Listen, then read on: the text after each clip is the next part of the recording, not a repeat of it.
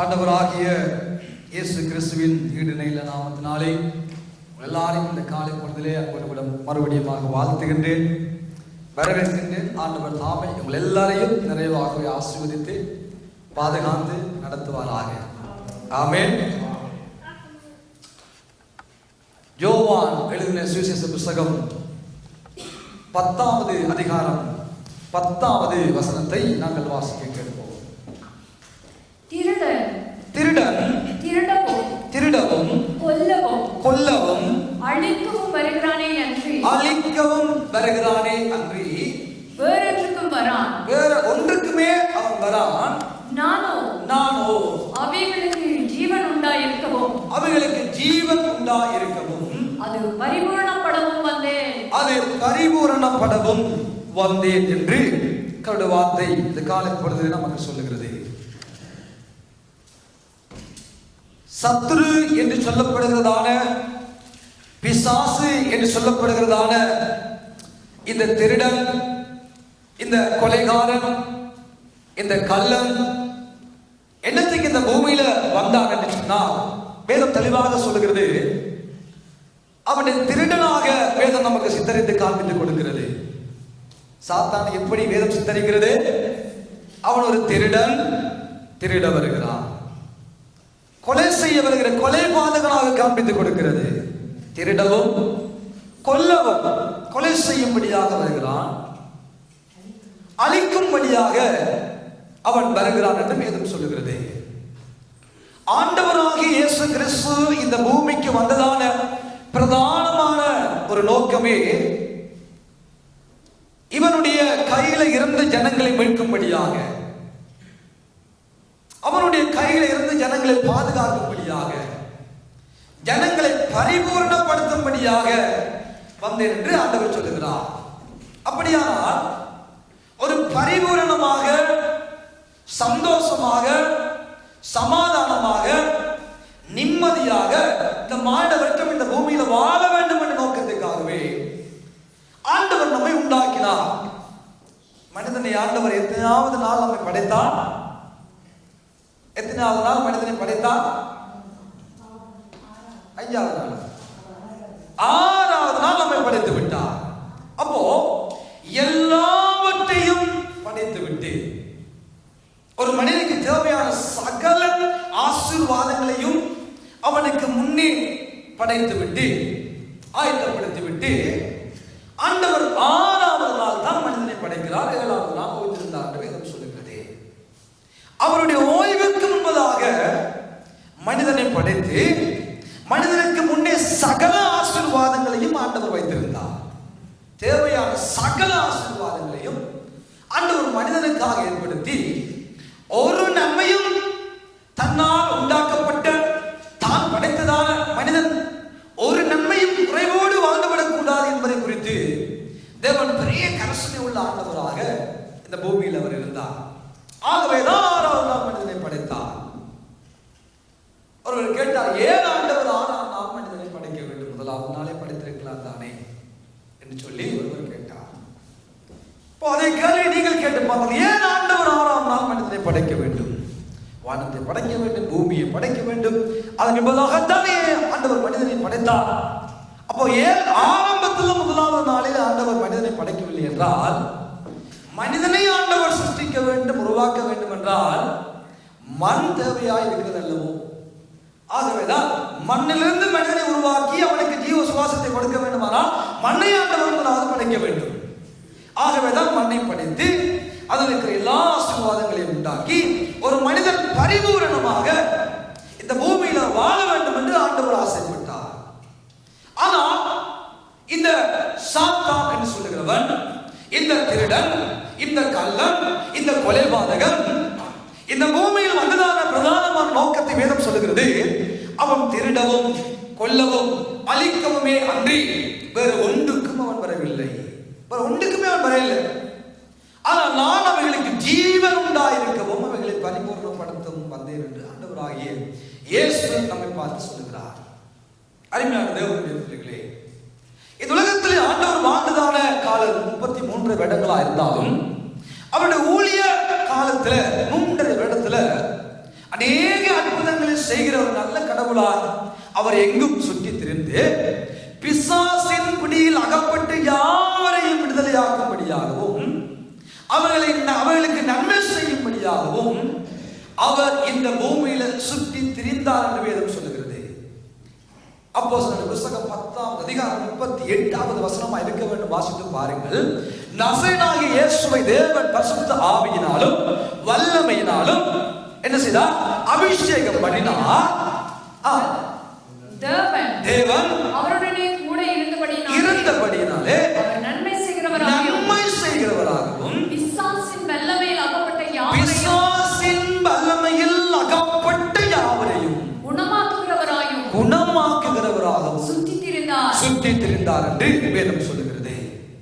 அவர் இயேசு இந்த பூமியில வாழ்ந்த காலத்திலும் அவருடைய பிரதானமான நோக்கம் யார் பிசாசுடைய பிடியில அகப்பட்டிருக்கிறார்களோ அவர்களை விடுதலையாக்க வேண்டும் என்பதை குறித்து தெய்வம் கரிசனை உள்ளவராயிருந்தார். நன்மை செய்தார், நல்லது.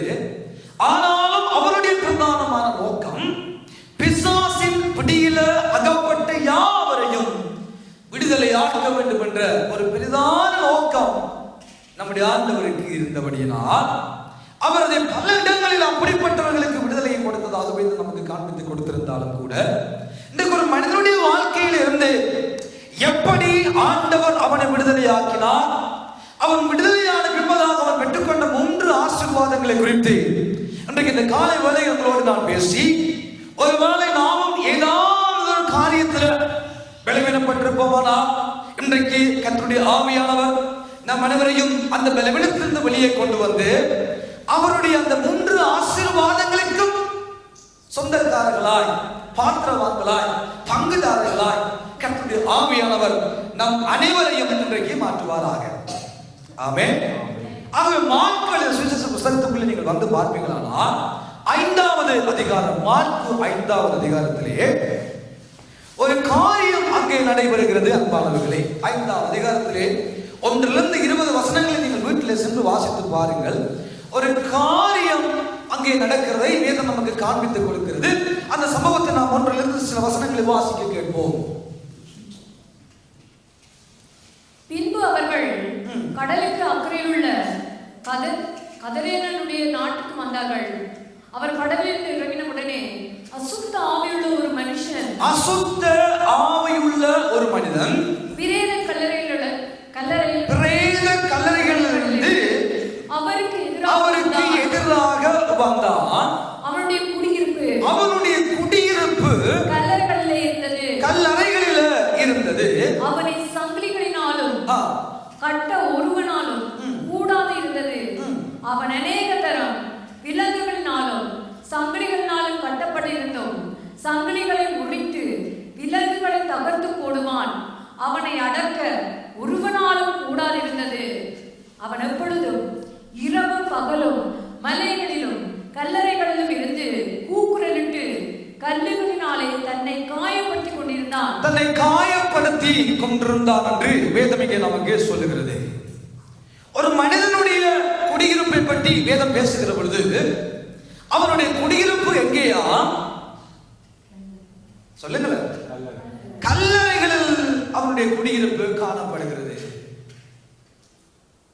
ஆண்டவர் ஒரு மனிதனை உருவாக்கிய நோக்கம் அடிப்படை தேவைகளை ஆண்டவர் வாழ்க்கையிலே, ஒவ்வொரு மனிதனுடைய வாழ்க்கையிலும் தேவைகளை சந்திக்கிற ஒரு நல்ல தெய்வமாக இருந்து கொண்டிருக்கிறார். உணவு, உடை, உறையுள் என்று சொல்லுகிறதான 3 அடிப்படை தேவைகளோடு ஒரு மனிதன் இந்த பூமியில் வாழத்தான் செய்கிறான், வாழத்தான் வேண்டும். அதெல்லாம் மிகவும் தேவையான காரியம். ஆனால் பிசாசு என்ன செய்கிறான்? ஒரு வாலிபனை, ஒரு இளைஞனை குடியிருப்பையே மாற்றுகிற ஒரு காட்சியை இங்கே நாங்கள் பார்க்கிறோம். முதலாவது அந்த அசுத்த ஆவி என்ன செய்கிறது? வீடுகளுக்குள்ளே வாழ வேண்டியதான ஒரு நபரை அழகாய் உறவுகளோடு, உற்றாரோடு, பெற்றோரோடு, உடன் பிறந்தவர்களோடு நிம்மதியாய் ஒரு அழகான ஒரு உறைவிடத்துக்குள்ள வாழும்படியாய் உண்டாக்கப்பட்ட மனிதனுடைய உறைவிடத்தை அவன் இங்கே மாற்றி விடுகிறான். இருப்பிடத்தை மாற்றி விடுகிறான். அசுத்த ஆவி ஒரு மனிதனுக்குள்ள புகுந்து போகிற பொழுது அவனை என்ன செய்கிறது என்றால், அழகான அவனுடைய இருப்பிடம், அழகாய் வாழ வேண்டிய அவனுடைய வீடு, அழகாய் வாழ வேண்டிய குடியிருப்பை அசிங்கமாக மாற்றி விடுகிறான். அசிங்கமாக மாற்றி விடுகிறான். கல்லறைக்குள்ளே அவனுடைய குடியிருப்பை கொண்டு போய் வைத்து விடுகிறான். அவனுடைய வாழ்க்கை யோசித்து பாருங்கள், எவ்வளவு ஒரு பரிதாபமான நிலைமை. கல்லறைகளில் வாழ்வதனால் எப்படி இருந்திருக்கும்? கல்லறைகளுக்குள்ளும் குகைகளுக்குள்ளும் வாழ்ந்து கொண்டிருக்கிற ஒரு நிலைமைக்குள்ள அவனை அழிக்கும்படியாக இந்த சத்துருவானவன் அவனை கொண்டு போய் அமர்த்துகிற ஒரு காட்சியை வேதம் நமக்கு காண்பித்துக் கொடுக்கிறது. அவனை அடக்க ஒருவனாலும் முடியாது. சங்கிலிகளால் கட்டினாலும், இரும்புகளினால் கட்டினாலும், விலங்குகளினால் கட்டினாலும் அந்த கட்டியவனை வைப்பதற்கு முடியாது. சங்கிலிகள், இரும்புகள் அவனுக்கு முன்பதாக தோற்று போய்விடுகிறது. மனுஷிகள், மாம்சம் உள்ளவர்கள், பலம் உள்ளவர்கள் அவனுக்கு முன்பதாக தோற்று போய்விடுகிறார்கள். அவனுடைய இருப்பிடத்தை மாற்றும்படியாக எத்தனையோ பேர், எத்தனையோ தடவைகள் அவனை கட்டி கொண்டு போய் அவனுடைய இருப்பிடத்தை மாற்றும்படியாக முயற்சி செய்த பொழுதிலும் அந்த இருப்பிடத்தின் முடிவு தோல்வியாக முடிந்ததாக வேதம் சொல்லுகிறது. ஒருவனாலும் முடியவில்லை. யோசித்து பாருங்கள், பெற்ற பிள்ளைகளுடைய, பெற்ற தகப்பனுடைய நிலைமை. யோசித்து பாருங்கள், பெற்ற தாயினுடைய நிலைமை. யோசித்து பாருங்கள், உடல் பிறந்தவனுடைய நிலைமை. யோசித்து பாருங்கள், உறவுகளின் நிலைமையை. ஐயோ, என் மகனுடைய நிலைமை எப்படியாக போய்விட்டது. வீடுகளுக்குள்ள வாழ முடியாத நிலைமை, உறவுகளோடு இருக்க முடியாத நிலைமை, உற்றார் உறவினர் சொந்த பந்தங்களோடு வாழ முடியாத ஒரு பரிதாபமான நிலைமைக்கு இந்த இளைஞனை இந்த ஆவி கொண்டு போய் குடியமர்த்தி விடுகிறது. அன்பானவர்களே, ஒரு மனிதனுடைய வாழ்க்கையிலே சத்துருவானவன் செய்கிறதான முதலாவது காரியம் இதுதான். ஏதேனும் அழகான தோட்டத்தை ஆண்டவர் இருப்பிடமாக உண்டாக்கி, அவர்களுக்கு மறைவிடமாக உண்டாக்கி, அவர்களுக்கு ஒரு ஆசீர்வாதமான புகலிடமாக ஏதேன் என்னும் ஒரு அழகான தோட்டத்தை ஆண்டவர் உருவாக்கி எவ்வளவு அழகு பார்த்தா. யோசித்து பாருங்கள், பகலில் குளிர்ச்சியான வேலைகளில் தேவ சத்தத்தை கேட்டார்கள். அவர்களை தேடி அவர்களை உண்டாக்கிய தெய்வம் பேசும்படியாக கடந்து போனதான காட்சி. எவ்வளவு ஒரு அழகான வாழ்க்கை, எவ்வளவு ஒரு அழகான இருப்பிடத்துக்குள்ளே, ஒரு குடியிருப்புக்குள்ளே, ஏதே என்னும் ஒரு அழகான குடியிருப்புக்குள்ள ஆதாம் ஏவாள்கள் அழகாய்த்தான் வாழ்ந்து கொண்டிருந்தார்கள். எல்லாம் அந்த குடியிருப்புக்குள்ளே இருந்தது, எல்லாம் அந்த வீட்டுக்குள்ளே இருந்தது, எல்லாம் அவர்கள் வாழ்ந்த இடத்துல சம்பூரணமாக இருந்தது. ஆனா சத்துரு என்று சொல்லப்படுகிறதான பிசாசு, இந்த சாத்தான் சொல்லப்படுகிறான பிசாசு அவர்களை விட்டுவிடவில்லை அல்லவோ.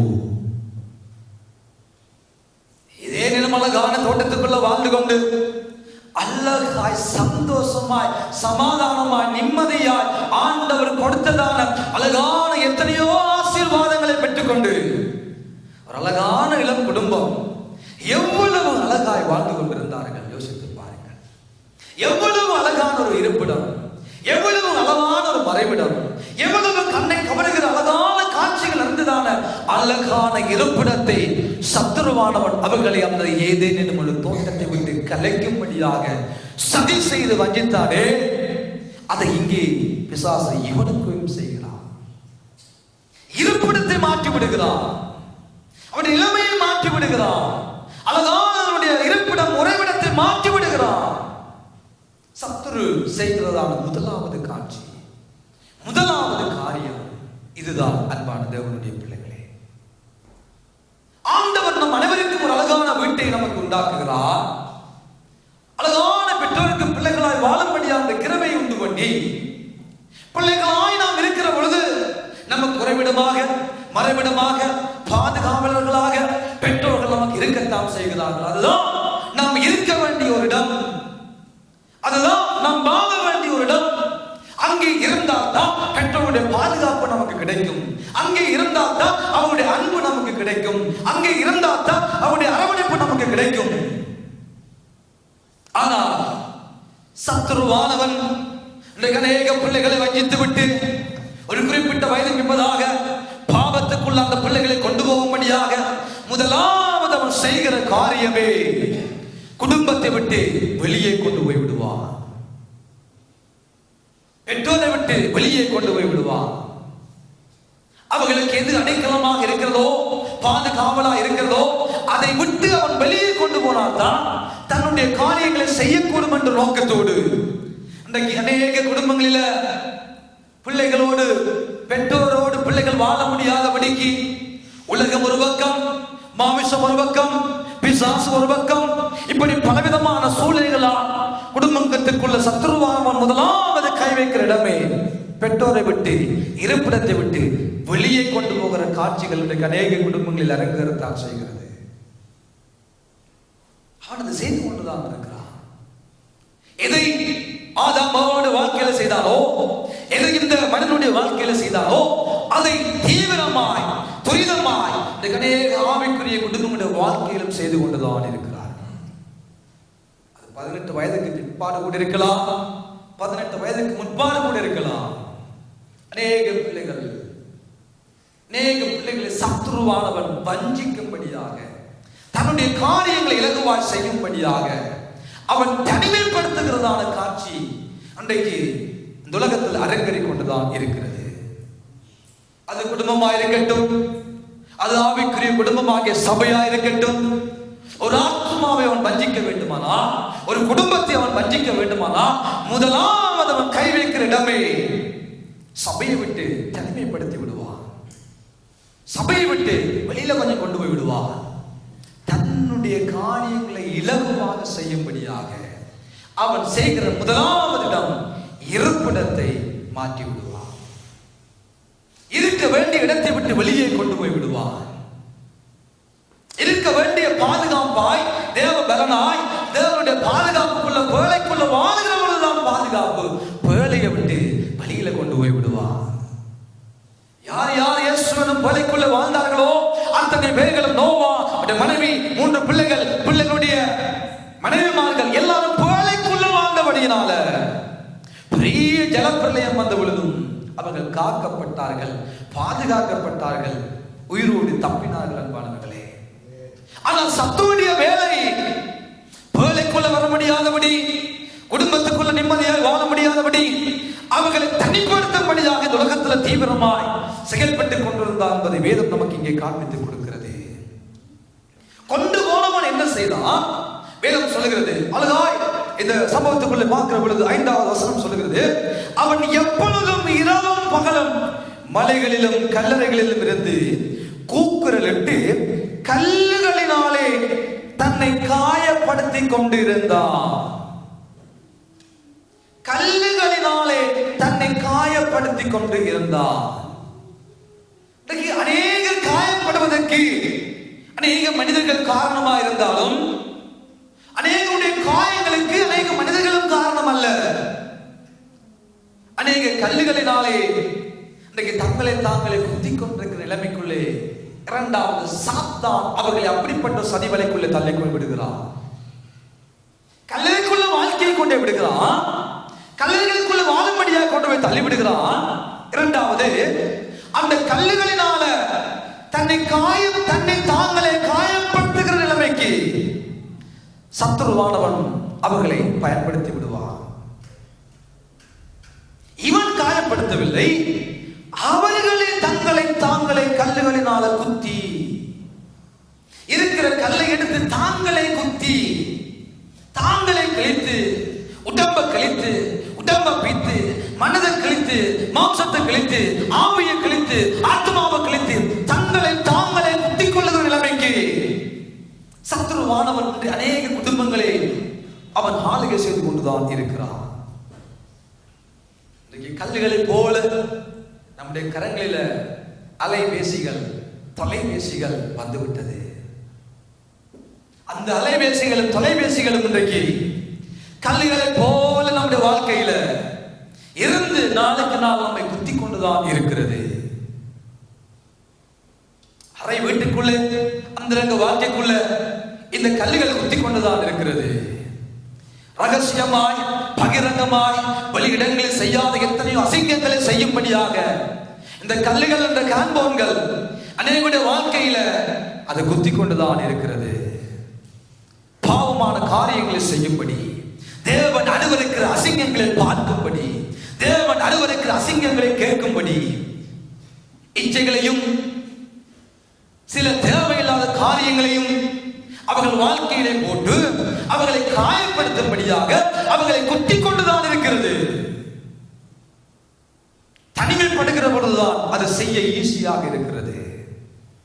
பகிரங்கமாய் பெற்றோரோடு வாழுகிற பொழுது, பிள்ளைகளோடு வாழுகிற பொழுது செய்ய முடியாத காரியங்கள் அநேகம் இருக்கிறபடியால் சத்துருவானவன் தனிமைப்படுத்தி அரை வீட்டுக்குள்ள கொண்டு போய், அந்த ரங்கத்துக்குள்ள கொண்டு போய், யாருமே அறியாத இடங்களை கொண்டு போய், இன்னைக்கு அலைபேசியாக போன்ற கல்லுகள் இன்றைக்கு அநேகரை அசிங்கப்படுத்திக் கொண்டு பழுதாக்கி கொண்டு பாவத்துக்குள்ள பண்ணி கொண்டுதான் இருக்கிறது. தேவையில்லாத கேட்க வைக்கிறது, தேவையில்லாத பார்க்க வைக்கிறது, தேவையில்லாத பேச வைக்கிறது. இச்சைகள், தேவையில்லாத உணர்வுகள், பாவத்தை உண்டாக்கக்கூடிய அநேக காரியங்களை இந்த கல்லுகளாகிய காண்போன்கள் அநேக மனிதரை காயப்படுத்திக் கொண்டுதான் இருக்கிறது. எப்படி இந்த மனிதன் கல்லை எடுத்து தன்னை தானே குத்திக் கொண்டானோ அதே வண்ணமாக கையடக்க கல்லுகள், கையடக்க தொலைபேசிகள், கையடக்கமான காரியங்கள் இன்றைக்கு அநேக மாண்ட வர்க்கத்தை பழுதாக்கி கொண்டுதான் இருக்கிறது. அது வாலிபர்களை மாத்திரமல்ல, வயோதிபர்களையும் விட்டுவிடவில்லை, சிறுவர்களையும் விட்டுவிடவில்லை. கல்லுகளினால காயப்படுத்துகிற நிலைமைக்கு இவன் தள்ளப்பட்டான். அருமையான தேவனுடைய பிள்ளைகளே, சத்துருவானவன் தனிமைப்படுத்துவதின் நோக்கம் நம்மை ஆசீர்வதிக்க அல்ல, நம்ம உயர்த்த அல்ல, நம்ம மேன்மைப்படுத்த அல்ல, ஏதோ ஒரு காரியத்தை செய்யும்படியாக. எப்படி ஏவாள் தனிமையாக இருந்தாலோ அப்பொழுதுதான் வஞ்சிக்கப்பட்டால். தனிமை ஒரு வஞ்சகத்துக்கு காரணமாக மாறிவிடும். தனிமை ஒரு காரியத்துக்கு தவறு இழப்பதற்கு 100% காரணமாய் மாறிவிடக்கூடியதாகவும் இருக்கிறது. ஆதாமோடு ஏவாள் இருந்த பொழுது சத்துரு வரவே இல்லை, பிசாசு சந்திக்கவே இல்லை, வஞ்சிக்கும்படியாக வாய்ப்புகள் கிடைக்கவே இல்லை. தனிமை வந்த என்பதாக அழகாய் வஞ்சனையாய் பேசி பேசி நாசமாக்கினார். இந்த அநேக கல்லுகளினால் பேசி பேசி பேசி அநேக நாசமா போறது காரணம் கையடக்க கல்லுகள். கையடக்க கல்லுகள், தனிமையாய் பேசும்படியாக போகிற காரியங்கள், தனிமையாய் பேசும்படியாக போகிற காரியங்கள். சத்துரு பேசி பேசி பேசி பேசியே அவனுடைய அநேக குடும்பங்களை சீரழிப்பது மாத்திரமல்ல, அவன் ஆதியிலே இருந்ததான ஆதாமையும் ஏவாளையும் விட்டு விடவில்லை, இந்த மனிதனையும் விட்டு விடவில்லை. கொண்டு போய் அவன் தானே தன் சரீரத்தை அழிக்கும்படியாக, தானே தன்னுடைய சரீரத்தை குத்தும்படியாக, தானே தன் சரீரத்தை காயப்படுத்தும்படியாக இவனை இந்த சத்துரு மாற்றி விட்டார் என்று வேதம் இங்கே சொல்லுகிறது. எனக்கு அன்பான தேவனுடைய பிள்ளைகளே, ஆனால் இயேசுவை அவன் தூரத்திலே கண்டான். 6ஆவது வசனத்தை பாருங்கள், வாசியுங்கள் 6ஆவது வசனத்தை. அவன் இயேசுவை தூரத்திலே கண்டபோது ஓடி வந்து அவரை பணிந்து கொண்டு, இயேசுவே, உன்னதமான தேவனுடைய குமாரனே, எனக்கும் உமக்கும் என்ன, என்னை வேதனைப்படுத்தாத படிக்கு தேவன் பேரில் உமக்கு ஆணை என்று மிகுந்த சத்தமிட்டு சொன்னான். மிகுந்த சத்தமிட்டு சொன்னான். ஏனெனில் அவர் அவனை நோக்கி, அசுத்த ஆவியே, இந்த மனுஷனை விட்டு புறப்பட்டு போ என்று சொல்லியிருந்தார். ஓடி வருகிறான் இயேசுவை நோக்கி. பிசாசு பிடித்தவன் இயேசுவை நோக்கி ஓடி வருகிறான். சொல்லுகிறது, இயேசுவை தூரத்திலே கண்டபோது அவன் ஓடி வந்து பாருங்கள், அவரை பணிந்து கொண்டு, இயேசுவே, உன்னதமான தேவனுடைய குமாரனே என்று சொல்லுகிறார். யாரு? யாரு? பிசாசு. இயேசுவை கண்டபொழுது ஓடி வருகிறான், அவரை பணிந்து கொள்ளுகிறான், அவரை உன்னதமான தேவனுடைய குமாரனே என்று அவரை மகிமைப்படுத்துகிறார். அருமையான தேவனுடைய பிள்ளைகளே, ஏன் ஓடி வருகிறான்? ஏன் பணிந்து கொள்ளுகிறான்? ஏன் அவரை மகிமைப்படுத்துகிறார் என்றால் வேதம் சொல்லுகிறது, போ பிசாசு என்று சொன்னபடியினார். போ, வேதம் தெளிவாக சொல்லுகிறது. ஏனெனில் அவர்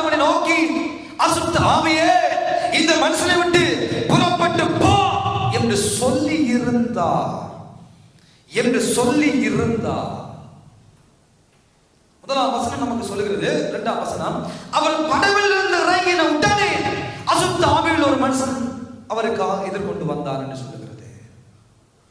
கரையில இருந்து, கப்பல்ல இருந்து, படகுல இருந்து கரையில இயேசு கால் வைத்த உடனே இவன் ஓடி வந்து விட்டான். அவனுக்கு தெரிந்து விட்டது, என்னுடைய வாழ்க்கைக்கு ஒரு முடிவு வந்து விட்டது, என்னுடைய காலத்துக்கு ஒரு முடிவு வந்து விட்டது, இனி நான் என்னுடைய காரியங்களை செய்ய முடியாது. ஏன்? இயேசு வந்து விட்டார். அவர் படவில் இருந்து இறங்கின உடனே ஓடி வந்து வந்தா. இயேசு எல்லா நிலைமையும் பார்த்து போ என்று சொன்னார். ஆகவே அவன் ஓடி வந்து விழுந்து பணிந்து, உன்னதமான தேவனுடைய குமாரனே, எனக்கு உமக்கு என்ன, ஏன் என்ன துன்பப்படுத்த வந்தீங்கன்னு சொல்லி அவருடைய நாமத்தில், தேவன் பேரில உமக்கு ஆணை என்று மிகுந்த சத்தம் விட்டு சொன்னார். நாம் இன்றைக்கு எந்த நாமத்தை பயன்படுத்துகிறோம்? இயேசு என்னும் நாமத்தை அதிகாரமாக ஆணையிடுகிறோம். இயேசு என்னும் நாமத்தை சொல்லுகிற பொழுது அது எப்பேற்பட்ட பிசாசா இருந்தாலும் அது நடுங்கியே ஆகும், அது நடுங்கும். அப்பேற்பட்ட வல்லமுடைய அந்த நாமம் அதிகாரமுடையதா இருக்கிறபடினா இவன் தேவன் பேரில் ஆணையிடுகிறான். இயேசுவின் நாமத்தினால போ என்று சொன்னா ஓட வேண்டும், ஓடி விடுவான். இவன் முந்தி ஆணையிடுகிறான். திருப்பி, ஆண்டவரே, தேவன் பேரில் ஆணையிடுகிற உமக்கு எனக்கும் என்ன, வேண்டாம் வேண்டாம் என்ற விளையாட்டு வேண்டாம். ஏன்?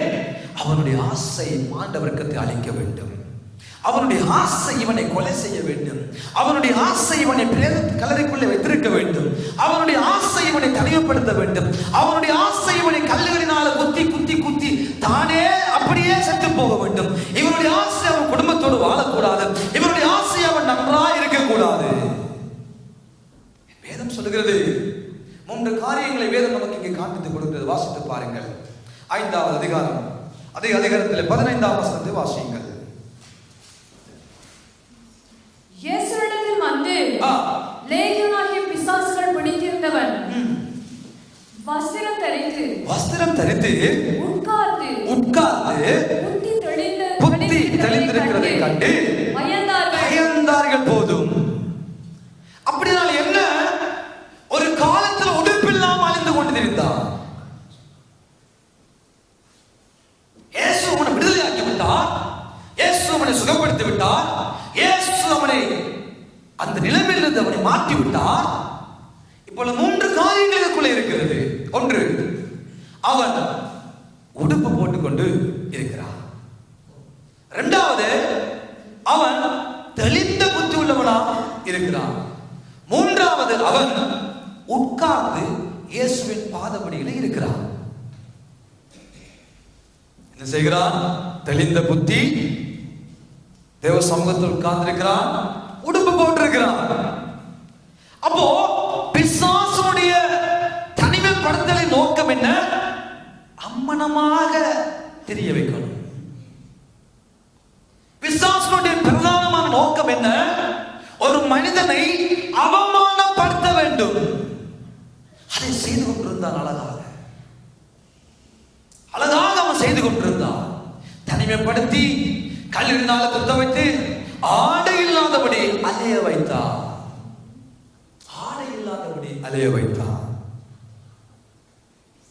இதை அவன் ஆரம்பத்திலும் செய்தான். எனக்கு அன்பானவர்களே, ஆதியாகமம் புத்தகத்துக்கு வாருங்கள். ஆதியாகமம் 3ஆம் அதிகாரம் 7வது வசனத்தை வாசித்து பாருங்கள். ஆதியாகமம் 3ஆம் அதிகாரம் 7வது வசனம். ஆதியாகமம் 3:7. நன்றாய் கவனியுங்கள். அப்பொழுது அவர்கள் இருவருடைய கண்களும் திறக்கப்பட்டது. அவர்கள் தாங்கள் நிர்வாணிகள் என்று அறிந்து அத்தி இலைகளை தைத்து தங்களுக்கு அரைக்கச்சைகளை உண்டு பண்ணினார்கள். அருமையான தேவனுடைய பிள்ளைகளே, பிசாசுடைய வேலை அழகா இருந்ததான இந்த ஆதாமுடைய ஏவாளுடைய வாழ்க்கையில அவன் முதலாவது செய்தது அத்தி இலைகளை கட்டி தங்களுடைய நிர்வாணத்தை மூடினார்கள் என்று வேதம் சொல்லுகிறது. சத்ரு நிர்வாணமாக மாற்றினான். இந்த வாலிபனை என்ன செய்கிறான்? நிர்வாணமாய் அவனை மாற்றி இருந்தது. பிசாசுடைய வேலை அவனை நிர்வாணமாக மாற்ற வெட்ட வேண்டும். அழகாய் ஆண்டவர் அவயவங்களை உருவாக்கி அழகாயதை பேணும்படியாக, அழகாயதை பார்க்கும்படியாக, அழகாயதை பாதுகாக்கும்படியாக தேவ மகிமையோடு வாழ்ந்த ஜனத்தினுடைய மகிமையை இல்லாமலாக்கி அவனை நிர்வாணமாக்கி அவனை அசிங்கப்படுத்தி அவனுடைய அந்தரங்கமான காரியங்களை, உறுப்புகளை மற்றவன் பார்க்க வேண்டும் என்பதை குறித்து அக்கறையுடையவனாய் இருக்கிறவனாய் தான் இன்றைக்கு இந்த உலகத்துல அவுட்டுப்பட்டு ஆடு மாடுகளை விட கேவலமாக அலைகிறது இந்த உலகம். சுவிசையை விட்டு விடவில்லை, எல்லாத்தையும் உறிஞ்சு போட்டு அமனமா நடக்கிற இந்த ஊரா ஸ்வீடனை விட்டு விடவில்லை. இதற்கண்டி ஒரு நிகழ்வாக உண்டாக்கி ஒரு ஸ்போர்ட்ஸ் சென்டரை ஒரு பெயரை கொடுத்து ஒரு நிகழ்வாக, ஒரு போட்டியாக, ஒரு ஸ்போர்ட்ஸ் என்ற ஒரு பெயரை வைத்து அமனமான ஓட்டம், அமனமான சைக்கிள் ஓட்டம், அமனமா காட்டிக்கொண்டு அலைகிற நிலைமைக்கு எல்லாம் காரணம் யாரு தெரியுமா? இந்த பிசாசு. இந்த பிசாசு, இந்த பிசாசின் இயேசுவையும் விட்டுவிடவில்லை. அவமானம் என்னும் சிலுவையில் என் இயேசுவையும் முறிந்தான். அவருடைய வஸ்திரத்தை சீட்டு போட்டார்கள் என்று வேதம் சொல்லுகிறது. துண்டு துண்டாக கிழித்து சீட்டு போட்டார்கள், பங்கிட்டார்கள். ஆதாமாவால விட்டுவிடவில்லை, இயேசுவை விட்டுவிடாத அதே கிரியை அந்த அநேகருடைய வாழ்க்கையில அவமானப்படுத்த வேண்டும் என்ற நோக்கத்தோடு அலைய வைக்கிறான், அலைய வைக்கிறான், அலைய வைக்கிறான். அவன் முதலாவது நோக்கம் இதுதான். அநேகருடைய இணையத்தால விலைக்குள்ள போக முடியாத நிலைமை. போய் பார்த்தா தெரியுது, எல்லாம் பேஷன் ஷோ எல்லாம் பார்க்கலாம். கேட்டா ஊழியர்கள், ஊழியக்காரருடைய பிள்ளைகள், கேட்டா விசுவாசிகள், கேட்டா ரட்சிக்கப்பட்டவர்கள், அசிங்கங்கள், அசிங்கம். அத்தி இலைகளை தைத்து எது எது மூட வேணுமோ அதை திறந்து போட்டு, எது எது திறக்கணுமோ அதை மூடிட்டு குருடர்களாய் நடக்கும்படியா நிலைமைக்கு சத்துருவானவர் இன்றைக்கு அநேக குடும்பங்களை விட்டு விடவே இல்லை, அநேகரை விட்டு விடவே இல்லை. அந்த ரகசிய வெப்சைட்டுக்குள்ள போய் பார்க்க முடியாது, அந்த பாவிக்கிற சில காரியங்களை பார்க்க முடியாது. ரட்சிக்கப்பட்டவன், ஞானஸ்நானம் எடுத்தவன், ஊழியம் செய்கிறவன், அபிஷேகத்தை பெற்றவன், துயரமா இருக்கிறான், விசிக வாசிக்கிறான், பிரசங்கம் பண்ணுகிறான். அசிங்கம், அசிங்கம். காரணம் நீங்கள் அல்ல, சத்துரு உங்களை போட்டு சிப்பிலி ஆட்டுகிறான், பிசாசு உங்களை போட்டு கெடுக்கிறான். அழகானதை அசிங்கமாக மாற்றி அவமானப்படுத்துவதுதான் அவனுடைய பிரதானமான நோக்கம். இயேசுவையே விட்டு விடவில்லை என்றால் நம்மை விட்டு விடுவானோ? நமக்கு அழகாத்தான் தெரியும். அத்தியிலேயே மூடிக்கொண்டிருக்க அல்ல ஆண்டவர் அவர்களை படைத்தார். ஒரு பிரசன்னத்தோடு தாங்கள் நிர்வாணிகள் என்று அறியாதபடி தேவ மகிமையும் தேவ பிரசன்னமும் மூடி இருந்தது ஒரு காலம். ஆனா இப்ப இலையினால சுருட்டி கொண்டு வாழுகிற ஒரு வாழ்க்கை. கேட்டா மொடு, கேட்டா நாகரீகம், கேட்டா வெஸ்டர்ன் டைப். நம்ம என்ன டைப்ல எந்த நாட்டில் இருந்தாலும் எல்லாருக்குள்ளும் எல்லாவற்றையும் நடப்பிக்கிற ஆவியானவர் ஒருவர். நாம் எந்த நாட்டில் எந்த மூலையில எங்க வாழ்ந்தாலும் நம்ம எல்லாருக்குமே பரிசுத்த வேதாகமம் என்றது ஒன்றே ஒன்றுதான், ஒன்றே ஒன்று. இலங்கைக்கு ஒரு வேதாகமம், இந்தியாவுக்கு ஒரு வேதாகமம், ஐரோப்பாவுக்கு ஒரு வேதாகமத்தை கத்த நமக்கு வைக்கவே இல்லை. பிசாசுடைய வேலை உன்னை அவமானமாக்க, உன்னை நிர்வாணமாக்க, உன்னை வெளியரங்கமாக்க, உன்னை கேவலமாக்கத்தான் அவனுடைய நோக்கமே. ஜனங்கள் பார்க்கிறார்கள், அவன் முதலாவது வஸ்திரம் தரித்து இருந்தான். அவன் முதலாவது வஸ்திரத்தை தரித்திருந்தான். எப்படி வஸ்திரம் வந்தது என்று தெரியவில்லை. என்னை இயேசு தரிப்பித்தார். ஏதோ ஒரு வடிவில் அவனுடைய அவமானத்தை அருள்நாத இயேசு மாற்றினார். 3ஆம் அதிகாரம் ஆதியாகமம் 7ஆம் வசனத்துல அத்தி இலையை தைத்தவர்கள். அதே 3ஆம் அதிகாரம் 21ஆம் வசனத்தை வாசித்து பாருங்கள். 21ஆம் வசனம், ஆதியாகமம் 3ஆம் அதிகாரம் 21ஆம் வசனத்தை வாசித்து பாருங்கள். தேவனாகிய கர்த்தர் ஆதாமுக்கும் அவன் மனைவிக்கும் தோலுடைகளையும் உண்டாக்கி அவர்களுக்கு உடுத்திவித்தார். கரங்களை தட்டி ஆண்டவருக்கு ஒரு பலத்த கரகோஷம். ஐயா, நீ நிர்வாணமாய் அம்மனமாய் அவித்து போட்டு எந்த வாழ்க்கை வாழ்ந்தாலும் உன்னை அழகுபடுத்துகிற தெய்வம் உண்டு. இந்த போடு என்று சொல்லிக்கொண்டே தோளுடைய கொடுக்கவே இல்லை. அத்தியிலேயே குடுங்கிட்டு அம்மனமா தெரியலையே, கேவலமா பார்க்க தெரியலையா, அது என்ன தவறு செய்து எப்பேற்பட்ட நிலைமையில என் பிள்ளைகள் இருந்தாலும் அவர்களுக்கு ஆண்டவர் சொல்லுகிறார், அவருடைய பிள்ளைகளுக்கு அவர் தோளுடைகளை உண்டாக்குறவர் மாத்திரமல்ல, உடுத்தி வைக்கிற ஒரு நல்ல தெய்வம். சின்ன பிள்ளைகளுக்கு நம்ம போட்டு விடுறது போல அழகான தெய்வம் நமக்கு உண்டு. சும்மா போட்டு இருந்தா பம்பஸ் போட்டு கொடுத்தா 2 வயசு பிள்ளை 1 வயசு பிள்ளை போடுமா? தெரியாது எப்படி போடுறேன்னு சொல்லி. புதுசா உடுப்பு வாங்கி கொடுத்தா எருசுக்கு போட தெரியுமா, எரமிக்கு போட தெரியுமா? நாங்கெல்லாம் போட்டு பிள்ளைகளை அழகு பார்க்கிறோம். கம்பஸோட வீட்டை பிள்ளை நிக்குது, அப்படியே கம்பஸோட கூட்டிக்கொண்டு வருகிறோமா? இல்ல, பிள்ளைகளுக்கு தேவையான அழகான உடுப்புகளை நான் கொடுத்து அழகு பார்த்து அவர்களை கொண்டு வருகிறது போல என் ஆண்டவர் ஆதாமுக்கு ஏவாளுக்கு உடுப்பை முதலாவது கொடுத்து உடுத்தி வித்து அழகு பார்த்தார். பிசாசுடைய வேலை அவட்டு போட்டு தெரியணும், ஆண்டோடைய வேலை இல்லப்பா. தோல் உடைகளை மேலிருந்து கீழே வரைக்கும் உடுத்தி உடுத்தி அழகு பார்க்கிற ஒரு அருள்நாதன் நம்ம அனைவருக்கும் உண்டு. அம்மனமா திரிவீங்கண்டா கூட ஆவி ரகசியமா நீங்க இருக்கிற காரியங்களை வெளியிறங்க மாக்கி மற்றவன் பார்க்க வேண்டும் என்று போட்டா பொல்லாத விபச்சார வேசித்தன ஆவி. அது பொல்லாத ஆவி, வேசித்தன ஆவி, விபச்சார ஆவி. முதலாவது அவன் செய்தான், அதெல்லாம் கைய வச்சான். அவமானமாக்க, அவமானப்படுத்த ஆசைப்பட்டான். ஆனா என்ன அருள்நாத இயேசு விடையில. இரண்டாவது வேதம் சொல்லுகிறது, அவன் தெளிந்த புத்தி உள்ளவனா இருந்தான். சொல்லுங்க என்னது? ஒரு தெளிந்த புத்தி உள்ளதா இருந்தான்.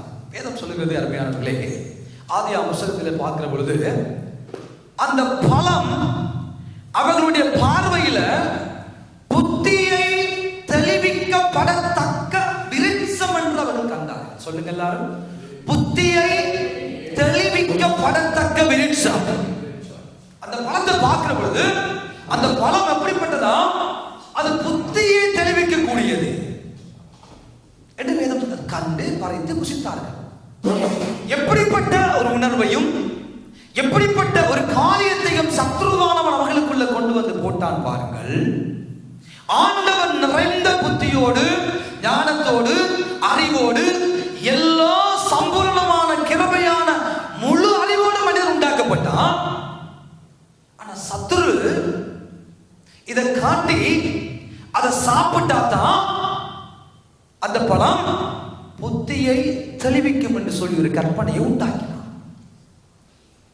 புத்தி தெளிவற்ற தன்மையை கொண்டு வந்தான், ஒரு குழப்பத்தை கொண்டு வந்தான், ஒரு கலக்கத்தை கொண்டு வந்தான். இந்த மனிதனுடைய வாழ்க்கையிலும் வேதம் சொல்லுகிறது, அவன் தெளிந்த புத்தி உள்ளவனாய் இருந்தான்.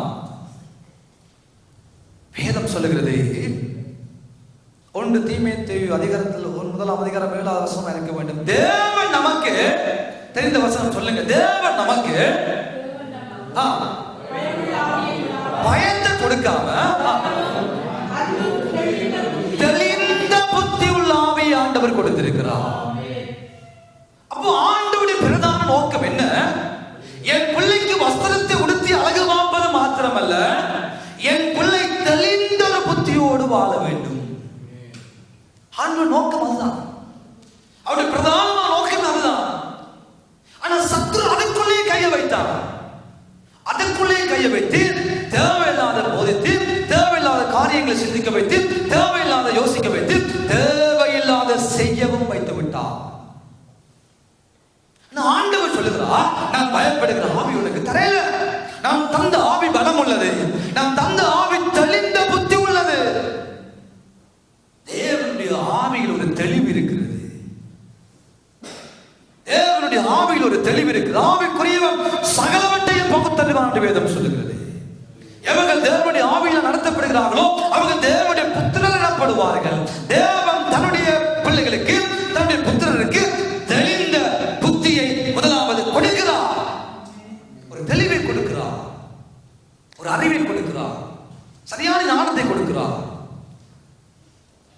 இங்கே இவன் தெளிவில்லாதபடி இவ்வளவு நாட்களும் வாழ்ந்து கொண்டிருக்கிறான். சரியான ஒரு புத்தியும் இல்லை, ஒரு தெளிவும் இல்லை, குழம்பிய சூழல்ல வாழ்ந்து கொண்டே இருக்கிறான். ஆகவேதான் 1 பேதுரு 5வது அதிகாரம் 8வது வசனத்தை வாசித்து பாருங்கள். வேதம் நமக்கு இங்கு ஒரு காரியத்தை சொல்ல வருகிறது. 1 பேதுரு 5வது அதிகாரம் 8வது வசனமா இருக்கும். 8வது வசனத்தை வாசிங்கள். தெளிந்த புத்தியுள்ளவர்களாய் இருங்கள். தெளிந்த புத்தியுள்ளவர்களாய் இருங்கள். விழித்திருங்கள். விழித்து இருங்கள். ஏனெனில் உங்கள் எதிராளியான பிசாசு கெர்ச்சிக்கிற சிங்கத்தைப் போல எவனை விழுங்கலாமோ என்று வகை தேடி சுற்றி திரிகிறான். எவத்தை குறித்து பேசவில்லை, ஆவிக்குரிய வாழ்க்கை குறித்து பேசவில்லை. வேதம் சொல்லுகிறது தெளிந்த புத்தி உள்ளவனாயிரு. உனக்கு சொல்லுகிற தெளிவு வேண்டும். நீ யார் என்ற தெளிவு வேண்டும். நீ யாருடைய பிள்ளை என்ற தெளிவு வேண்டும். நீ யாரால் அழைக்கப்பட்டவன், யாரால் அபிஷேகம் பண்ணப்பட்டவன், யாரால் இந்த காரியங்களை செய்கிறாய், யார் உன்னை ஏற்படுத்தியது, யார் உன்னை அபிஷேகித்தது, யார் உன்னை ஆசீர்வதித்தது, நீ யாருடையவன் என்ற அறிவு தெளிவு நமக்கு இல்லாவிட்டால் நாம் நேர்த்தத ஆடுகள் மாடுகள் கண்டதையும் மேய்ந்து கொண்டு கண்டனங்களை கண்டு கொண்டு கண்டதையும் சாப்பிட்டுக் கொண்டு கண்டதையும் செய்து கொண்டே தெரிவோம். தெளிவு நமக்கு இல்லாவிட்டால், எங்க போற என்ற தெளிவு நமக்கு தெரியாவிட்டா, என்ன செய்வது என்ற தெளிவு நமக்கு தெரியாவிட்டா, எப்படி ஜெபிக்கிறது, எப்படி வேதம் வாசிக்கிறது, எப்படி ஆராதிக்கிறது, எப்படி ஊழியம் செய்வது, எப்படி போதிக்கிறது தெளிவு நமக்கு இல்லாவிட்டால் எதையும் நாம் சொல்ல செய்ய முடியாதல்லவோ. தெளிந்த புத்தி உள்ளவனாய் இரு, தெளிவாய் இரு. 1 பேதுரு 4ஆம் அதிகாரத்தை வாசித்து பாருங்கள். 7ஆம் வசனத்திலே அங்கே ஆண்டவர் நமக்கு சொல்லுகிறார், எல்லாவற்றுக்கும் முடிவு சமீபமாயிற்று. ஆகையால் தெளிந்த புத்தியுள்ளவர்களாய் இருந்து ஜெபம் பண்ணு. ஜாக்கிரதைப்படு. ஜெபிக்க ஜாக்கிரதைப்படு. எப்படி ஜெபிக்க ஜாக்கிரதைப்படு? தெளிந்த புத்தி உள்ளவனாய் இருந்து ஜெபிக்க ஜாக்கிரதைப்படு. ஜெபிச்சு பிரயோசனம் இல்லை, சமம் பண்ணி பிரயோசனம் இல்லை, அந்நியாச பேசி பிரயோசனம் இல்லை, ஆவில அறிஞ்ச பிரயோசனம் இல்லை. எதையும் சரிங்க, தெளிவான ஒரு புத்தி, தெளிவான ஒரு மனநிலை இல்லாட்டி ஜபித்தும் பிரயோசனம் இல்லை, பிரயோசனம் இல்லை. ஆகவேதான் நமக்கு சொல்லுகிறார், நாம் வேண்டிக் கொள்ள வேண்டியது இன்னது கண்டு அறியாமல் இருக்கிறபடினால ஜபிக்கவே எங்களுக்கு தெரியாத வேதம் சொல்லுகிறது. நாம சொல்லாம பயங்கர ஜப வீரர்கள் என்ன சொல்றேன் இல்லை, நாம் வேண்டிக் கொள்ள வேண்டியது இன்னதுன்னு நமக்கு தெரியாமல் இருக்கிறபடினால வாக்கு கடங்காத பெருமூச்சுகளோடு பரிசுத்தமுள்ள ஆவியானவர் நமக்காக வேண்டியது செய்கிறார். நம்முடைய பலவீனத்தில் நமக்கு உதவி செய்ய ஜெபிக்க தெரியாத ஒரு பலவீனம் என்று வேதம் நமக்கு சொல்லுகிறது, நம்மை பார்த்து சொல்லுகிறது. நமக்கு பலவீனங்கள் இருக்குது, ஜெபிக்க தெரியாத ஒரு பலவீனம். ஒரு விண்ணப்பத்துக்கு எப்படி ஜெபிக்கணும்னு தெரியாது, ஒரு சபை ஆராதனைக்கு எப்படி ஜெபிக்கணும்னு தெரியாது, ஒரு சாப்பாட்டுக்கு எப்படி ஜெபிக்கணும்னு தெரியாது, தேவ சித்தத்தை அறிஞ்சு எப்படி ஜெபிக்கணும் நமக்கு தெரியாது. பலவீனமானவர்கள்லாம். ஆகவே ஆவியானவர் நமக்கு இருந்து வாக்கு கடங்காத பெருமூச்சுகளோடு எங்களுக்காக வேண்டுதல் செய்து கொண்டிருக்கிறபடினால தப்பி புலைச்சி ஓடிக்கொண்டு இருக்கிறோம். நீங்கள் தீர்த்து எழுதின நிருபத்தை வீட்டில் சென்று வாசித்து பாருங்கள். பல இடங்களில் பவுலடியார் தீத்துவுக்கு தெளிவாக சொல்லுகிறார், முதிர் வயதுள்ள புருஷர்களுக்கு பேசு, முதிர் வயதுள்ள பெண்களுக்கு பேசு, பாலிய ஸ்திரீகளுக்கு பேசு, பாலிய புருஷர்களுக்கு பேசு, தெளிவுள்ளவர்களாக அவர்கள் இருக்க வேண்டும், நீ பேசு என்று சொல்லுகிறார். ஒரு சில வசனங்களை வாசித்து பாருங்கள். 2 தீமோத்தேயு தீத்து 2:2 வாசிக்க. தீத்து 2:2. முதிர் வயதுள்ள புருஷர்கள் ஜாக்கிரதை உள்ளவர்களும் நல்லொழுக்கம் உள்ளவர்களும் தெளிந்த புத்தி உள்ளவர்களும் விசுவாசத்திலும் அன்பிலும் பொறுமையிலும் ஆரோக்கியம் உள்ளவர்களாய் இருக்கும்படிக்கு புத்தியை சொல்லு. நீ புத்தியை சொல்லு. தீத்து தெரியுதில்லை, என்ன செய்யறன்னு தெரியுதில்லை, எங்க போறன்னு தெரியுதில்லை, என்ன பேசுறன்னு தெரியுதில்லை, யாரை எப்ப பேசணும்னு தெரியுதில்லை. கண்டதையும் பேசுது, கண்டனத்துக்கும் போகுது, கண்டதையும் செய்யுது. பேசு, புத்தியை சொல்லு. தெளிந்த புத்தி உள்ளவனாய் இருந்து காரியங்களை செய்யும்படி பேசு. வாசித்து பாருங்கள் வீட்டில் சென்று.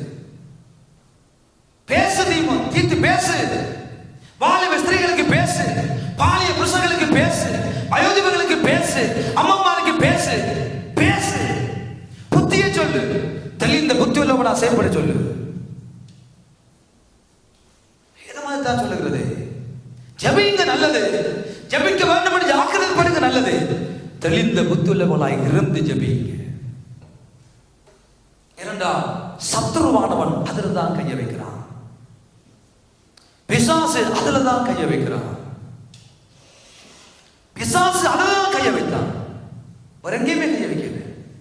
வேதம் சொல்லுகிறது, அவன் தெளிந்த புத்தி உள்ளவனாய் இருந்தான். அவன் வஸ்திரம் தரித்திருக்கிறான், அவன் தெளிந்த புத்தியுள்ளவனாக செயல்படுகிறான். தேவன் நமக்கு அறிவை தந்திருக்கிறார். தேவன் எனக்கு ஆவிகளை பௌத்தரிக வரத்தை நமக்கு கொடுத்திருக்கிறார். ஜெபம் பண்ணி கேளுங்க, ஆண்டவரே வரங்களை தாங்கப்பா. இன்னைக்கு இந்த மனுஷனுக்கு ஆவிகளை பௌத்தரிக தெரியுது இல்ல. நான் வெறிலி மாதிரி ஏமாந்து போறேன் எல்லா இடத்திலும். நான் எல்லாரையும் நம்பி ஏமாந்து போறேன், நான் எல்லாரையும் விசுவாசிச்சு ஏமாந்து போறேன். எனக்கு தெரியுதுல என்ன செய்யறேன். ஜெபிங்க, அது முதலாவது பெற்றுக் கொள்வோம். தெளிந்த புத்தியுள்ளவர்களாய் இருந்து ஜெபம் பண்ணுவதற்கு ஜாக்கிரதைப்படுங்கள். தெளிந்த புத்தியுள்ளவர்களாய் இருங்கள். ஏனெனில் கெர்ச்சிக்கிற சிங்கம் போல எவனை விழுங்கலாம் ஒன்று வகை வகையா சத்துருவானவன் தேவையை சுற்றி திரிகிறான். விழுங்கும்படியாக, உங்களை விழுங்கும்படியாக, குடும்பங்களை விழுங்கும்படியாக, ஊழியங்களை விழுங்கும்படியாக, தேவன் வைத்திருக்கிற ஆசீர்வாதங்களை விழுங்கும்படியாக, தேவன் வைத்திருக்கிற வரங்களை விழுங்கும்படியாக, தேவன் வைத்திருக்கிற நன்மைகளை விழுங்கும்படியாக சத்துருவானவன் வகை வகையா தேடி திரிகிறான். தெளிவான புத்தியுள்ளவர்களாய் செயல்படுகிற காலம் இது. தெளிவாய் நாம் செயல்பட வேண்டிய காலம். முதலாவது அவன் அவமானப்படுத்தும்படியாக செயல்பட்டு வஸ்திரத்தை உரிந்தான். இரண்டாவது புத்திய குழப்பி எல்லாத்தையும் ஒரு கூழ் மாதிரி ஆக்கி குழப்பி விட்டு விடுவான். நம்முடைய கையில வேதம் உண்டு, நமக்கு ஆவியானவர் உண்டு. நாம் ஜெபிக்கிற பொழுது நாம் நடக்க வேண்டிய வழியை கர்த்தருடைய ஆவியானவர் காண்பிப்பார். நமக்கு எல்லாருக்கும் ஒரு காண்பிக்கக்கூடிய ஒரு தெய்வம். சத்திய ஆவியாகி அவர் வருகிற பொழுது நம்ம எல்லாரையும் இந்த சத்தியத்துக்குள்ளதான் அவர் நடத்துவார். அவர் நடத்துகிற பொழுது தெளிவாக இருக்கும். அவர் பேசுகிற பொழுது ஒரு தெளிவு நமக்கு இருக்கும். தரிசனங்கள் மூலமாக பேசுவார், சொப்பனங்கள் மூலமாக பேசுவார், தேவனுடைய வார்த்தை மூலமாக நம்மோடு பேசுகிற ஒரு தெய்வம் நமக்கு உண்டு. அவர் பேசாத கல்லோ மரமோ விக்கிரகமோ அல்ல, அவர் நம்மோடு பேசுகிற ஒரு தெய்வம். மூன்றாவதாக வேதம் சொல்லுகிறது, அவன் உட்கார்ந்து இருந்தான். சொல்லுங்க, மூன்றாவது அவன் உட்கார்ந்து இருந்தான். முதலாவது எப்படி இருந்தான்? வஸ்திரம் தரித்திருந்தான். இரண்டாவது தெளிந்த புத்தியுள்ளவனா இருந்தான். மூன்றாவது உட்கார்ந்து இருந்தான். இதுதான் நமக்கு இருக்கிற பெரிய ஒரு பிரச்சனை. என்ன பிரச்சனை? உட்கார்ந்து இருக்கிறது தான் பெரிய பிரச்சனை. அந்த உட்கார்ந்து இருப்பதும் எங்கே உட்கார்ந்து இருக்கிறோம் என்பதுதான் இன்னும் ஒரு பிரச்சனை. உட்கார்ந்து இருக்கிறதுக்கு முடியும் அநேகருக்கு, ஆனால் எங்கே உட்கார்ந்து இருக்கிறோம் என்பதுதான் பிரச்சனை. ஆகவேதான் சங்கீதக்காரன் சொல்லுகிறார், ஒன்று ஒன்று துன்மார்க்கருடைய நடக்காத, பாவிந்த வழியில நிற்காத, பரியாசக்காரன் உட்காரும் இடத்துல உட்காராத. ஆனா நாம் என்ன செய்வோம்? பாவியோட போனாத்தானே அவனை ஆதாயப்படுத்திக் கொள்ளலாம். என்னது? துன்மார்க்கனோட போனாத்தானே அவனுக்கு சுவிசேஷத்தை சொல்லலாம். பாவியோட போனாத்தானே அவனோட பாவத்தை கண்டிக்க சொல்லி ஒரு மாதிரி சபைக்குள்ள கொண்டு வரலாம். பரியாசக்காரன் இருக்கிற இடத்துல இருந்தாலும் கொஞ்சம் பொழுது போகும், பெம்பலா இருக்கும். நமக்கெல்லாம் அதான் ஆண்டவர் எதை சொல்றாரோ அதுக்கு மேல ஆண்டவருக்கு ஐடியா கொடுப்போம். ஆண்டவரே, ஒரு டயத்துல அப்படி 4 பேர் இருந்து பெம்பலா கதைக்க நானும் கதைச்சாதான் எனக்கு கொஞ்சம் பொழுது போகும், பெம்பலா இருக்கு. எப்படி இருக்கும்? பெம்பலா இருக்கும், சூப்பரா இருக்கும். ஆண்டவர் சொல்றார், உட்காராத, நம்ம ஆண்டவருக்கு ஐடியா கொடுப்போம். இல்லை ஆண்டவர், இந்த வசனத்தை கொஞ்சம் மாத்துங்க, நான் இந்த ஆத்துமாவை ஆதாயப்படுத்தும்படியாகத்தான் நான் பழகிறேன், நான் போறேன், நான் பாரன், நான் உங்களோட கதைக்கிறதே என்னது, அந்த ஆத்துமாவை ஆதாயப்படுத்தணும். ஆண்டவர் சொல்லுவா நிக்காதப்பா, நடக்காத, இருக்காத, ஓடுன்னு சொல்லுவா. ஆனா நம்ம நோக்கம் என்ன? இல்ல ஆண்டவர், நான் இருந்து சாப்பிட்டு உண்டாயிருந்து கம்பல் அடிச்சு அவன் சொல்றதை நான் கேட்டு நான் சொல்றதை அவனுக்கு சொல்லி எனக்கு தெரிஞ்சது அவனுக்கு அப்படியாவது அந்த ஆத்மாவை நான் ரட்சிப்புக்குள்ள கொண்டு வந்து விட வேண்டும் என்று வெளிக்கிட்டு எத்தனையோ பேர் தங்களுடைய ரட்சிப்பையும் இழந்து ஆலயமும் இல்லாம ஊழியமும் இல்லாம அலைகிறதை நாங்கள் பார்த்து கொண்டுதான் இருக்கிறோம். உட்கார்ந்து இருந்தா நமக்கு என்ன சொல்லியிருக்கிறார்? உட்கார்ந்து இருங்க, உட்கார்ந்து இருங்க. அமர்ந்திருந்து, அதுதான் நம்முடைய ஆண்டவர் நமக்கு சொல்லியிருக்கிறார். நம்ம எல்லாருக்கும் அமர்ந்து இருக்க நமக்கு பழக்கம் இல்லை. அதுதான் பெரிய பிரச்சனை. ஒரு நாளைக்கு ஒரு 5 நிமிடமாவது தேவ சமூகத்துல உட்கார்ந்து தேவரை நோக்கி பார்க்க நேரம் இல்லை. தேவ சமூகத்துல உட்கார்ந்து பைபிளை படிக்க நேரம் இல்லை. தேவ பாதத்துல உட்கார்ந்து நல்ல பிரசங்கங்களை, ஆவிக்குரிய நல்ல வார்த்தைகளை கேட்க நமக்கு நேரம் இல்லை. பிஸி 24 மணி நேரம் நாங்க பிஸி, பயங்கர பிஸியாக மாறி போவோம். இதைத்தான் சத்துருவான செய்கிறான், இதைத்தான் பிசாசு செய்கிறான். தேவ சமூகத்துல நம்ம இருக்க அவன் விட மாட்டான். ஜெபத்துல இருக்க, உபவாசத்துல இருக்க, தேவனோடு மன்றாட, தேவ சமூகத்துல திறப்பில் நிற்க, கர்த்தருடைய வார்த்தையை கேட்க, கர்த்தருடைய வார்த்தையை தேவ சத்தத்தை கேட்க அவன் நம்ம இருக்க விட மாட்டான். இருக்க விடவே மாட்டான், இருக்க விடவே மாட்டான். அவனுக்கு வேணும் இரவு பகலும் எதையாவது ஒன்றை செய்து கொண்டிருக்கும்படியாக நம்ம பிஸியாக மாற்றி விடுவான். அவன் கல்லறைக்குள்ள கொண்டு போய் இந்த மனிதன் கொண்டு போய் என்ன செய்தான்? இரவு பகலும் அவனை கூக்குரலிட்டு, கத்தி, உளறி, கல்லெடுத்து தன்னை காயப்படுத்தும்படியாக பெரிய பிஸியான நிலைமைக்கு மாற்றி விட்டான். எத்தனை ஆளுதா செய்யறான்? நேருடைய வாழ்க்கையில செய்து கொண்டுதான் இருக்கிறான். பெரிய பிஸியா நம்ம மாற்றி விடுவான். ஏதோ ஒரு பிரச்சனையை கொண்டு வந்து போட்டு, ஒரு நிலைமையை கொண்டு வந்து போட்டு, ஒரு சூழ்நிலையை கொண்டு வந்து போட்டு நம்ம பெரிய பிஸியா மாற்றி விடுவான். வேற வேற அலுவலகங்கள்ல பெரிய பிஸியா நம்ம மாற்றி விடுவான். கேட்டா நம்ம ஆண்டவருக்கு செய்கிறோம் என்று அதையும் சொல்ல வைப்பான். ஏனென்றால் ஒரு நாள் மகதலேனா மரியாள் வீட்டுக்கு இயேசு கடந்து போனார். இந்த மரியாள் என்ன செய்தார்? மார்த்தாள் என்ன செய்தார்?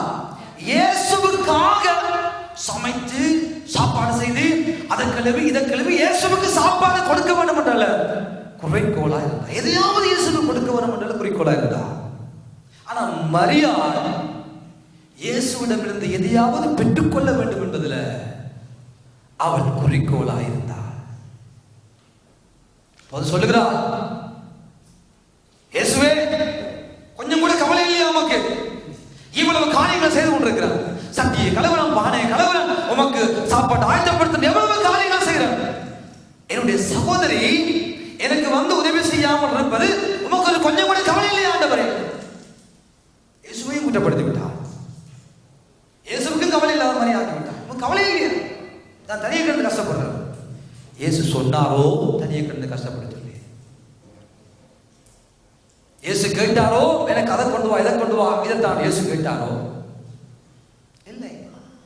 இவருடைய பக்கத்திலும் இயேசுவுக்காகத்தான் அவள் ஓடிக்கொண்டிருந்தாள். இயேசுவுக்காக ஓடினவள் என்ன சொன்னா? கவலை இல்லையா? நான் மட்டும் கஷ்டப்படுறேன், வேற யாரும் வரமாட்டாங்களா? ஒரு மரியா என் சகோதரி அவள் அனுப்பிவிட கூடாதோ? நான் கஷ்டப்படுறேன். ஏன் கஷ்டப்பட வேண்டும்? நீ கஷ்டப்பட்டு செய்யறது பரவாயில்லை, ஆனா கஷ்டப்பட்டு செய்யறேன் சொல்றமே அதுவே இயேசுவை மனமடிவாக மாற்றுகிறது. நம்ம கஷ்டப்பட்டு ஓடுகிறோம், எல்லாரும் ஓடி வருகிறோம் தேவ சமூகத்துக்கு, காரியங்கள் செய்கிறோம், நல்லது நல்லது.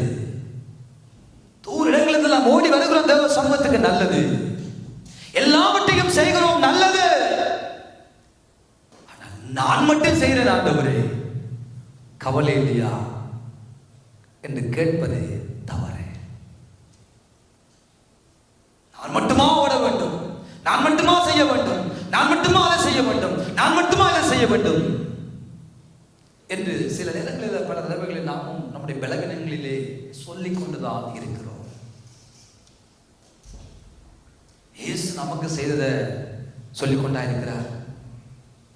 நான் உனக்காக அடி வாங்கினேன், உனக்காக தேவ மகிமை இழந்தேன், தேவ மகிமை திருத்துவத்தை இழந்தேன், தேவ பிரசனத்தை இழந்தேன், அடிமையின் ரூபம் எடுத்து இந்த பூமிக்கு வந்து மனுஷன் சாயலாக மாறினே சொல்லிக்கொண்டா இருக்கிறார். இல்ல, எவ்வளவோ நன்மைகளை நம்முடைய ஆண்டவர் நம்முடைய வாழ்க்கையில செய்து விட்டார். ஆனா நம்ம ஏதாவது கொஞ்ச நேரம் 9 வரைக்கும் சாமிக்குள்ள வந்து ஒரு கதவை திறந்து ஒரு கதையை போட்டா, ஒரு வயரை கூட்டின ஒரு ஊழியத்தை செய்தா, நான் தான் கஷ்டப்பட்டேன், யாருமே சொல்லல, அப்படிப்பட்ட உணர்வு நமக்கு வந்துவிடக்கூடாது. மார்த்தாவுடைய நிலைமை அப்படித்தான் பிரியமானவர்களே. தானா எல்லாவற்றையும் செய்து போட்டு இயேசுவுக்கு கவலை இல்லையா, கவலை இல்லையா, சகோதரி வந்து எனக்கு ஹெல்ப் பண்ணாம கவலை இல்லையா, இயேசுவை போய் பார்த்து பேசுகிறார், இயேசுவை குற்றவாளியாக மாற்றி விட்டார். அவன் கவலை இல்லையா நிலைமைக்கு இயேசுவை கொண்டு போய் விட்டார். இயேசு என்ன சொன்னார் சொல்லுங்க, இயேசு என்ன சொன்னார்? மார்த்தாளே, வாசித்து பார்ப்போம், திருப்பிக் கொள்ளுங்கள். லூக்காவிலே சுவிசேஷ புஸ்தகத்தை திருப்பிக் கொள்ளுங்கள். லூக்கா 8ஆம் அதிகாரம் இருக்க வேண்டும். திருப்பிக் கொள்ளுங்கள், 8ஆம் அதிகாரம்.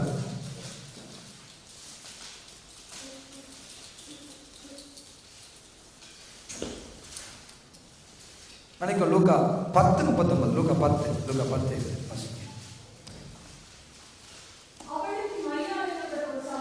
இருந்தால்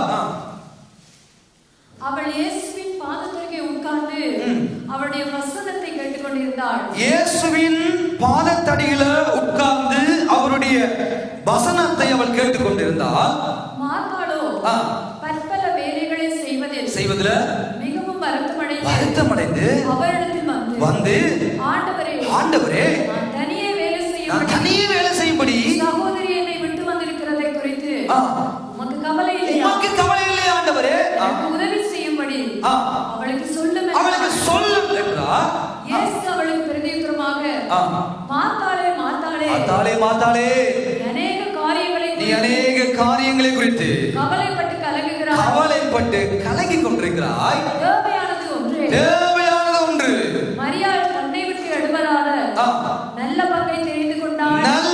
பங்கை தெரிந்து கொண்டாள். அல்லேலூயா. மரியாள் தன்னை விட்டு எடுபடாத நல்ல ஒரு பங்கை அவள் தெரிந்து கொண்டாள். இந்த கருமையான தேவனுடைய பிள்ளைகளே, இயேசுவுக்காக நானும் நீங்களும் அநேக காரியங்களை செய்யலாம், நல்லது. பிரசங்கம் பண்ணலாம், பைபிள் ஸ்டடியை வைக்கலாம், ஆராதிக்கலாம், ஊழியங்களை செய்யலாம், நல்லது. ஆனாலும் நம்முடைய பிரத்யேகமான வாழ்க்கையில, தனிப்பட்ட வாழ்க்கையில தேவ பாதத்துல அமர்ந்து இருக்க நம்ம பழகிக் கொள்ள வேண்டும். உங்களுக்கு பிரசங்கம் 1000 பிரசங்கம் செய்து கொண்டு போகலாம், 1000 ஊழியங்களை செய்யலாம், இழுத்து போட்டு மாறி வீட்டு கூட்டம், அங்க கூட்டம், இங்க கூட்டம், அங்க சுவிசேஷம், இங்க சுவிசேஷம், நல்லது. ஆனால் தேவ பாதத்துல உட்கார்ந்து இருக்க முடியாவிட்டா நம்முடைய வாழ்க்கை அத்தனையும் வேஸ்ட். நாம் இயேசுவுக்காக செய்கிறோம் என்று சொல்லி அநேக காரியங்களை செய்யலாம். ஆனால் பிரத்யேகமாக தனிப்பட்ட வாழ்க்கையில் தேவன் விரும்புகிறார், தன்னை விட்டு இடப்படாத நல்ல பங்கை பெற்றுக் கொள்ளும்படியாக இயேசுவின் பாதத்தில் மரியாள் உட்கார்ந்து இருந்தது போல ஒவ்வொரு தேவனுடைய பிள்ளைகளாக நானும் நீங்களும் தேவ பாதம் உட்கார நமக்கு தெரிந்திருக்க வேண்டும். அநேகருக்கு தேவ பாதத்தில் உட்கார்ந்து இருக்க தெரியுது இல்ல, தேவையில்லாத பேச தெரியுது, தேவையில்லாத இடத்துக்கு போக தெரியுது, தேவையில்லாத காரியங்கள் தங்களுடைய விருப்பம் போல எல்லாவற்றையும் செய்ய தெரியுது. ஆனா தேவையானது உண்டப்பா. இன்னும் பெரிய ஊழியங்களை நாங்கள் செய்து கொண்டிருந்தாலும், எவ்வளவு பெரிய பிஸியா நாட்களா இருந்து கொண்டிருந்தாலும், இயேசுவுக்காக தேவ ராஜ்யத்துக்காக எவ்வளவோ நாம் செய்கிறேன் என்ற உணர்வோடு செய்து கொண்டே இருந்தாலும் நம்மை விட்டு எடுபடாத நல்ல பங்கு ஒன்று அதுதான் நம்ம நித்தியத்துக்குள்ள கொண்டு போகக்கூடியது. சேர்க்கக்கூடியது. அதுதான் நம்மை பரலோகத்துக்குள்ள கொண்டு போகக்கூடியது. தேவனுக்கும் எனக்கும் இடையே இருக்கிற உறவு, ஆண்டவருக்கும் எனக்கும் இடையே இருக்கிறதான உறவு, தேவ பாதத்துல உட்கார்ந்து இருப்பதை தெய்வம் விரும்புகிறார். இந்த வாலிபனுடைய நிலைமை, அவனை தேவ பாதத்துல உட்காராதபடி அவனை அலக்கழித்து அவனை இல்லாமலாக்கி காரியங்களை செய்தது. ஆனால் இயேசு வந்தது என்பதாக அவன் தேவனோடு உட்காரும்படியான கிருபையை பெற்றான்.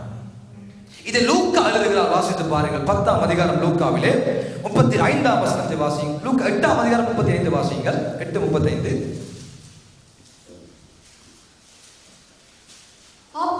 அப்பொழுது சம்பவித்ததை பார்க்கும்படி ஜனங்கள் புறப்பட்டு இயேசுவிடத்தில் வந்து பிசாசுகள் விட்டு போன மனுஷன் வஸ்திரத்தை தரித்து இயேசுவின் பாதத்தருகே உட்கார்ந்திருந்தான். போதும்.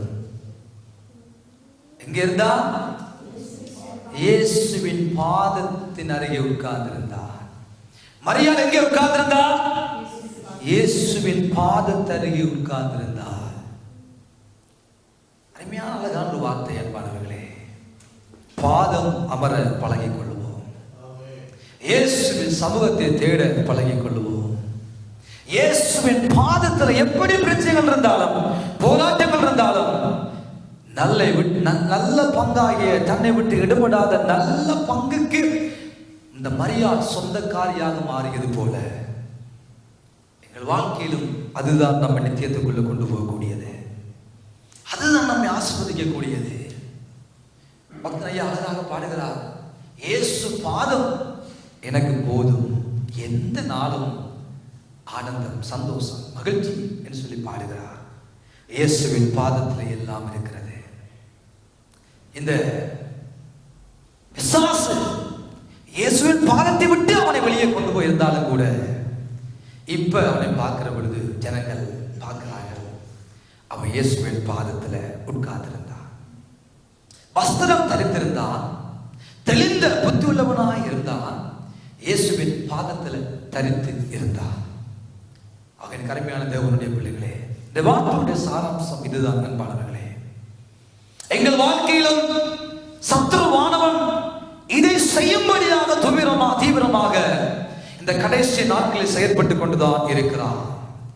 எங்களை அவமானப்படுத்த, எங்களை தனிமைப்படுத்த, எங்களை குழப்ப, எங்களுடைய சமாதானத்தை கெடுக்க, எங்கள் நிம்மதியை கெடுக்க, தேவ பாதத்தில் நாங்கள் தேவனை நோக்கி பார்க்க முடியாதபடி, தேவ சமூகத்தில் நானும் நீங்களும் உட்கார்ந்து இருக்க முடியாதபடி அநேக காரியங்களை சத்துருவானவன் நம்முடைய வாழ்க்கைக்குள்ள, குடும்பத்துக்குள்ள, சபைக்குள்ள விதைத்துக் கொண்டுதான் இருக்கிறான். எழும்புவோம், துரிதமாய் செயல்படுவோம்.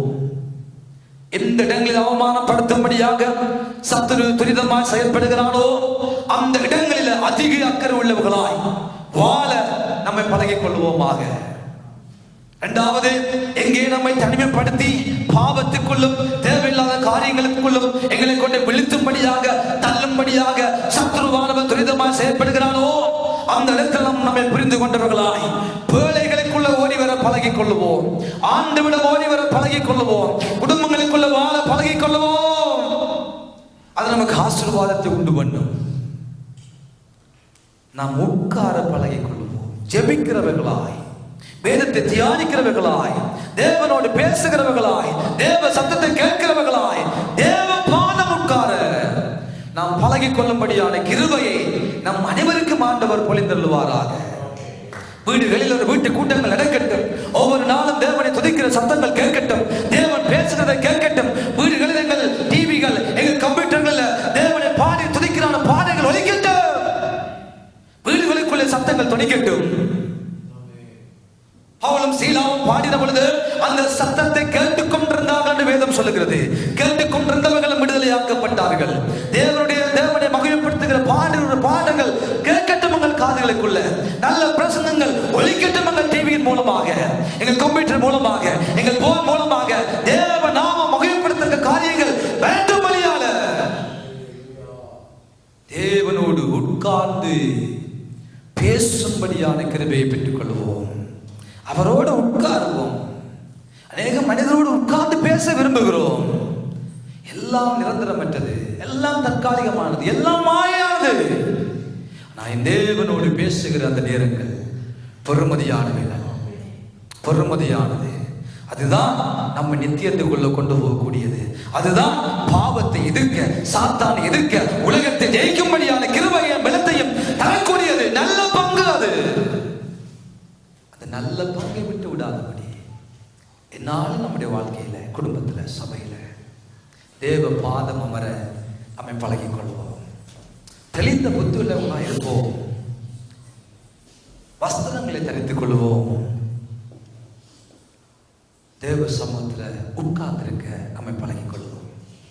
ஆமென். வஸ்திரம் துதியின் ஆடையாக நீங்கள் எடுத்துக் கொள்ளுங்கள். ஏபோத்தை தரித்துக் கொள்ளுங்கள்.